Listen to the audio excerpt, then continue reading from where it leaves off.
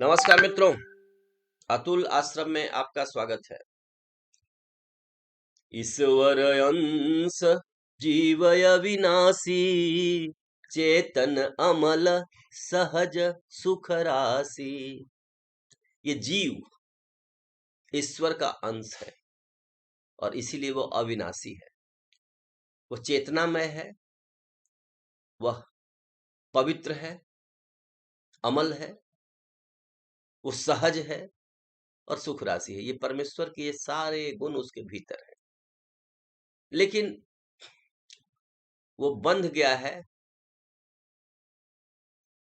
बंधे हो कीट मरकट की नाई, बने हो कीर मरकट की नाई। जैसे तोता या बंदर जैसे अपने ही मोह में फंस करके बंध जाते हैं, वैसे ही वो बंधा हुआ है, लेकिन है वह ईश्वर का अंश। ये एक बहुत बड़ा संदेश है। भगवत गीता भी 15वें अध्याय के 7वें श्लोक में कहती है, माँ में वांसो जीव लोके जीव भूत सनातन। लेकिन क्या करते हैं, मन सस्थान इंद्रियानी प्रकृति से स्थानी कर्षति। लेकिन उसको ये छह इंद्रिय जो है मन को लेकर के, जो 5 इंद्रिय और मन है, ये मिल करके उसको खींचते रहते हैं इधर उधर। लेकिन उसे भूलना नहीं चाहिए कि वह ईश्वर का अंश है, और यही उसके लिए एक बहुत बड़ा आश्वासन है कि वह पुनः कंट्रोल को प्राप्त कर सकता है। तो हम डिवाइन हैं, हम ईश्वर के अंश हैं, हम परमेश्वर के ही अंश हैं। इस बात को एक बार जान लेना ही काफी है। इसके बाद हमारी साधना शुरू होती है। हमको पता होता है कि हम स्वामी हैं। तो ये जो मन, इंद्रिय, चित्त, ये हमें जो खींच रहे हैं चारों तरफ, इनको फिर हम रोकने लग जाते हैं। हम फिर स्वामी की तरफ बिहेव करते हैं, डिग्निफाइड तरीके से हम बिहेव करते हैं। फिर हम रोते गाते हुए नहीं जीते हैं। स्वामी की तरह जीने में और गुलाम की तरह जीने में बहुत फर्क है। तो आज मन घसीट करके ले जाता है, जिह्वा घसीट करके ले जाती है, ये खाओ, उधर चलो, यहाँ अच्छा नहीं लग रहा है, बोर हो रहे हैं। एक तो बहुत बड़ी बीमारी चल गई है, बोर होना। ज्यादातर लोगों के पास सब कुछ जो भौतिक सुविधा है, जिसे पुराने जमाने में कहते थे रोटी कपड़ा मकान, ये तो सबको उपलब्ध है। तो अब क्या चाहिए? सड़क बिजली पानी, चलिए वो भी उपलब्ध है। अब क्या चाहिए? बैंडविथ, ब्रॉडबैंड, वाईफाई, वो भी उपलब्ध है। सब कुछ है। चढ़ने के लिए सीढ़ियों की जरूरत नहीं है, लिफ्ट लग गए हैं। कार एसी है, घर एसी है, सब कुछ है। अब इंसान कह रहा है कि अभी भी, अब भाई प्रोडक्टिविटी क्यों नहीं है, काम क्यों नहीं, अरे बोर हो रहा हूं। अब बोर हो रहे हैं इंसान, सारी सुविधाओं के बीच रहते हुए इंसान बोर हो रहा है। ये जो बोर्डम है, ये बहुत बड़ी बीमारी है। और वो भूल जाता है कि वह ईश्वर का अंश है, वो सदा सक्रिय है, और हर स्थिति में उसकी प्रसन्नता को कोई छीन नहीं सकता। फिर बोर कैसे होगा?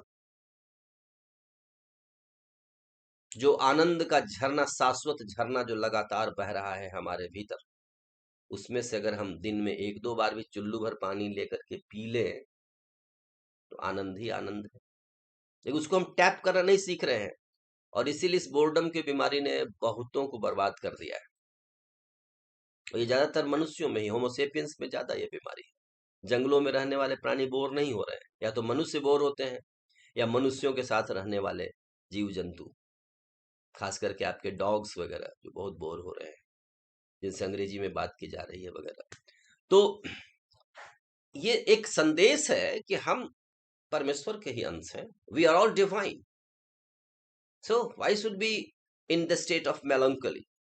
Why should be in sorrow? No, it is not in accordance with the dignity of God. अगर हम उनकी संतान है, तो फिर हमें उन्हीं की तरह बिहेव करना चाहिए। सच्चित आनंद, सत्यचित आनंद के हम अंश हैं। तो हम जहां भी हो वहां आनंद ही आनंद हो।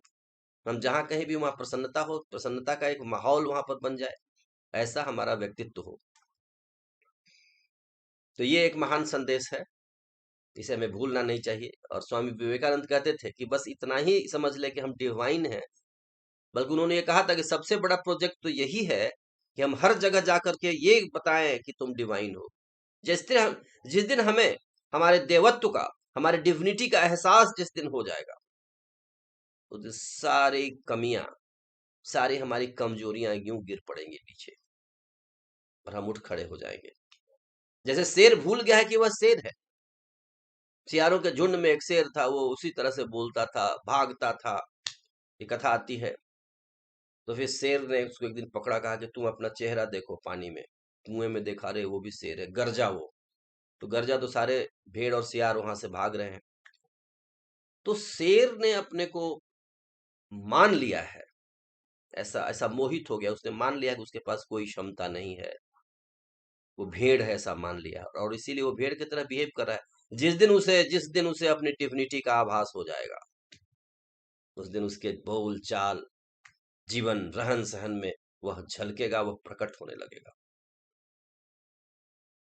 राम जी का जीवन कैसा था, कृष्ण का जीवन कैसा था, शंकराचार्य का जीवन कैसा था, बुद्ध का जीवन कैसा था, विवेकानंद का जीवन कैसा था। देखिए, वो रोने और विलाप करने और शिकायत करने वाला जीवन नहीं था। वो आए, कुछ न कुछ कंट्रीब्यूट कर दिया उन्होंने, जहां बैठते थे वहां आनंद और प्रसन्नता फैलती थी। तो ये है डिवाइन होने का मतलब। जहां डिविनिटी है वहां आनंद ही है, वहां समत्व है।